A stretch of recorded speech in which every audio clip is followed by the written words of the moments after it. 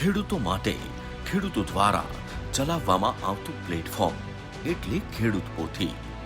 એક વર્ષમાં ખેડૂતોના અનેક મુદ્દાને ખેડૂત પોથીએ વાચા આપી. ખેડૂતોની સમસ્યાને બેબાક રીતે ખેડૂત પોથી પર રજૂ કરી.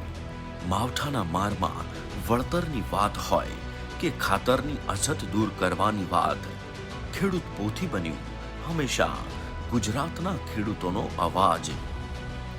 જમીન સંપાદનમાં કંપનીઓની મનમાની હોય કે દાદાગીરી, ખેડૂત પોથી રહ્યું હંમેશા ખેડૂતોની પડખે. અને હવે તો વધુ બુલંદ બનશે આ ખેડૂત પોથીના ખેડૂતોનો અવાજ.